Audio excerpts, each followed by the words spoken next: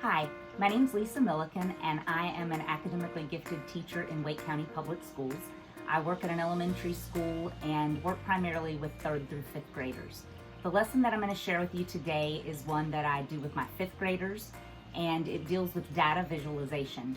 I integrate the arts with math a lot, one because I was not a great math student, and pretty much the only way that I got through math was by doodling and making models of things in order to understand it. And now as educators, we know that if kids can visualize math, then they understand it on a much deeper level.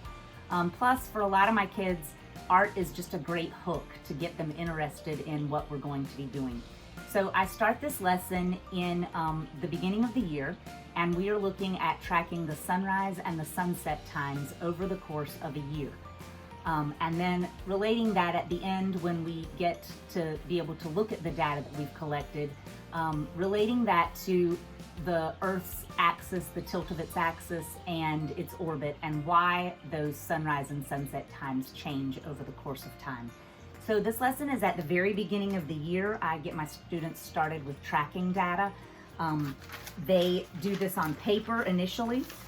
They set up their own, each of them has their own data collection chart, and they simply go and they track daily the data for sunrise and sunset times in Raleigh, North Carolina.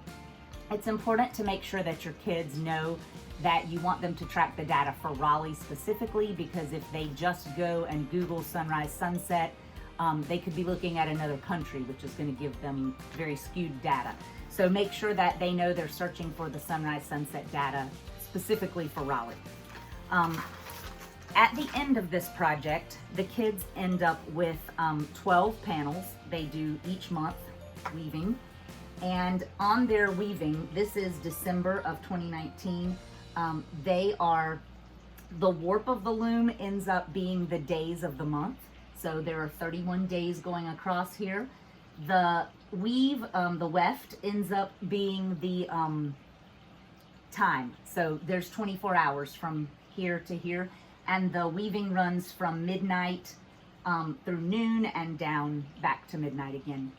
So my kids have even looked at these things in circular fashions before we put the panels together. It gives them an interesting perspective to look at it this way as well. So for these weavings, we agreed as a class that we would choose 2 colored beads, one that would represent sunrise, one that would represent sunset. It does not have to be the same on everyone's weaving. These students chose to do gold for their sunrise, and they chose to do blue for their sunset. Cool colors and black were what they were allowed to use for times before and after sunrise, and then they were to use white or warm colors for the time that represents sunrise to sunset. And this particular one had a special day within it. So the winter solstice fell during this time. So these kids tracked the winter solstice right along the day where that actually would have occurred. So again, this one is December, and this one is June. So on June, you can see that we have another one of those special days. The summer solstice runs along this line, and for this one, again, when you put these 2 panels side by side, the kids are going to be able to see a real difference in the amount of daylight that occurs throughout the year. So we end up with 12 of these panels by the end, and it will give you a picture that looks similar to this one. This is actually the amount of daylight in Raleigh, North Carolina over the course of a year. So to begin this project, once the kids have tracked that data for a month, and we've looked at it and had a discussion, I asked them, could we use art in order to not only track data, but to visualize it and to analyze it at the end. So they will actually be tracking the data on the loom the way that they did on the paper for the first month. So there won't be any more tracking it on paper from this point going forward. And to begin the weaving process, you're going to need pieces of cardboard, and these pieces of cardboard need to be at least 26 by 16 inches.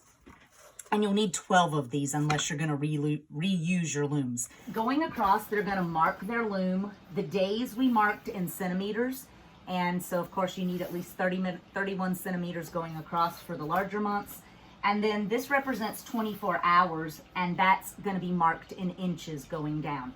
I do have my kids to mark the top in centimeters and the bottom in centimeters, as well as the left side and the right side.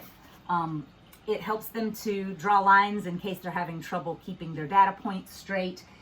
It also is going to be important to have it marked at the top and the bottom, because you have to go in and you have to put in the chinks in the cardboard to be able to weave your warp onto your loom. Once they've gotten that done, they are going to take scissors or an X-Acto knife, and they are going to notch for their warp. So at number 1, they're going to put a notch. They're going to come along at day 2. They're going to put a notch all the way across, and they're going to do the same at the bottom of the loom. So they're going to be notching each of these going across at the bottom of the loom. This one is a loom that's already been completed. You can see they've got their days 1 through 31. This one was for December 2019 and is the loom that the weaving I showed you earlier was woven on.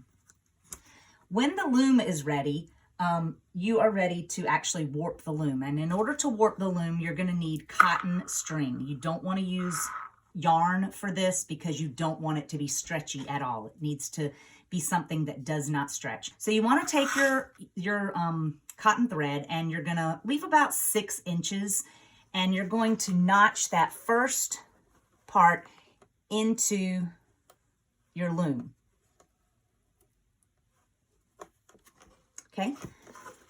Before you actually start warping your loom, you need to load your beads onto your string. So as I said earlier, you're going to be using beads for sunrise and sunset. You need just a different color for each one. I like these beads, these particular beads, simply because the plastic needle that you're going to use will fit through them. The bead size really doesn't matter. And the kids have I've had kids who have tied pieces of ribbon or yarn on the place where they want to mark sunrise and sunset. However, when they start weaving, that tends to get lost in the weaving a little bit. So the beads are better. So you want to count out your beads. And if you have a day with 31 months, you're going to need a sunrise and a sunset bead for each of those days. So sunrise, sunset, sunrise, sunset. And you're going to take all 62 of those beads, and you're going to put them all onto the cotton thread at once. This loom is a little different than most weavings. The kids have learned in school usually to warp their loom and have it going back and forth only on the front. We actually are going to loop this all the way around throughout. The reason is that it gives the kids a little more play when they get to weaving and it's really tight. We can loosen it up and give them a little more wiggle room. So we've figured out for this particular weaving that works best. So once I've got day 1 in, I'm going to take the bead for sunrise and the bead for sunset for that day. So one red and one silver.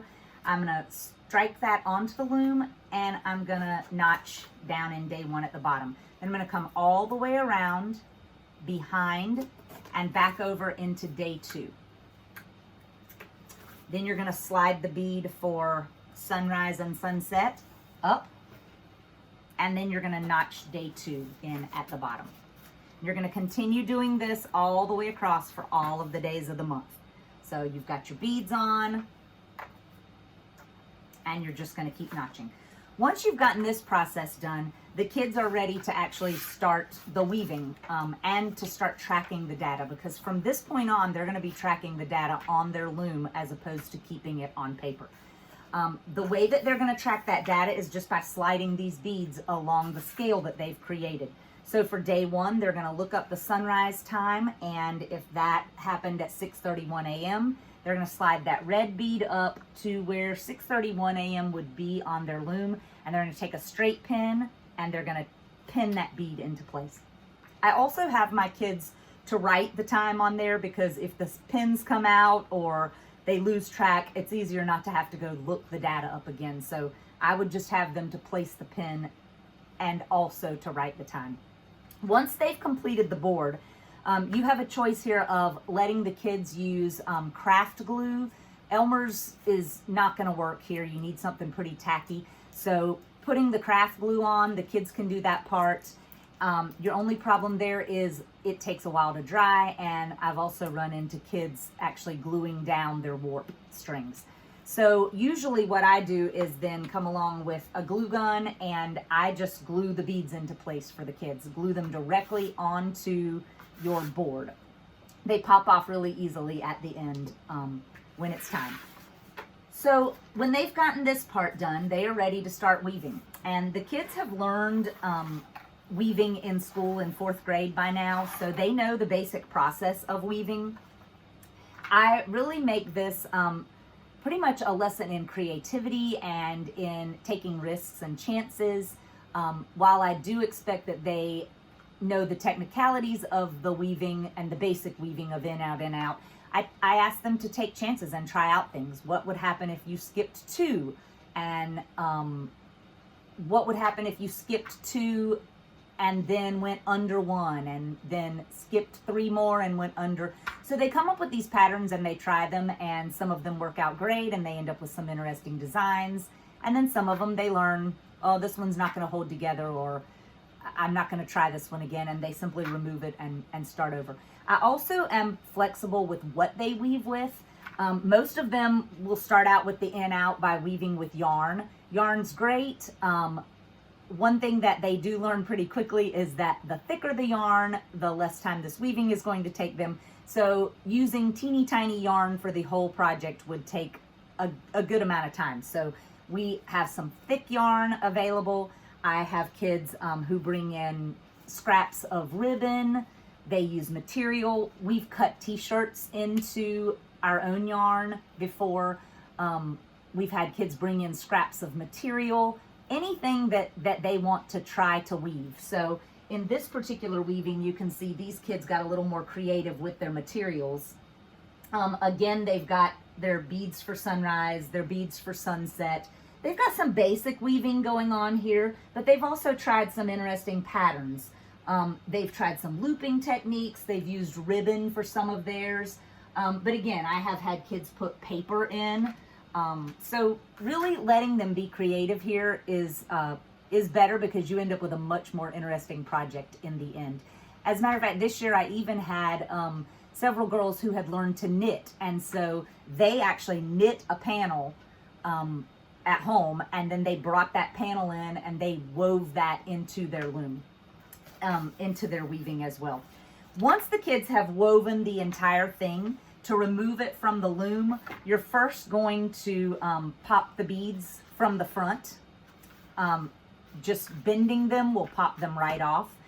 One of the things about the weaving that you want to keep in mind is that it's easier for the kids if they start weaving along the beads. So rather than starting weaving at the top, if they'll weave along the top edge of the bead and along the bottom edge of the bead, and then get that really tight in place, that helps to hold their weaving and make it a little more stable. So that's just a tip that we've learned from doing it through the years. And then once they finish the weaving, finally they are ready to remove it from the loom, which is done by flipping it over. And you're gonna have them to take 2 of the warp strings at a time. And I come up about 3 inches and cut those. So take those 2, and you're going to pull them off, and you're going to tie those 2 together. And make sure you do a double knot. And then you're going to take the next 2 and go up about the same spot and cut those, and they're going to tie those 2 together.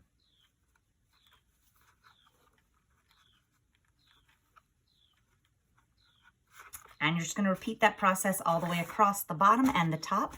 And once that is finished, your weaving will be off of your loom. Another way that we have done this before, if you choose that, mine that were completed this year are not hanging on anything in particular, but you can also use a dowel rod or a stick, and as they're untying the warp from the loom, they could tie it onto a stick or a dowel rod, and that gives you a pretty sturdy hanging surface. So again, you'll end up with 12 of these panels, and when they're laid side by side, it ends up being a really cool collaborative project. The kids have all had a part in creating it. They feel a really, really big sense of ownership. They love to look at this from year to year and have lots of good conversations about it, relating it to the tilt of the Earth's axis and the orbit of the Earth as to why we get these different amounts of sunlight and sunrise throughout the year. Another extension, which I'm considering doing this year actually, is choosing another place in the world that they'll track sunrise and sunset time for. Since we've already got the year for Raleigh of sunrise sunset times, I think it'd be interesting for them to be able to do some comparison there. So I hope that you will give this a try and use some data visualization along with art with your kids this year. Thanks.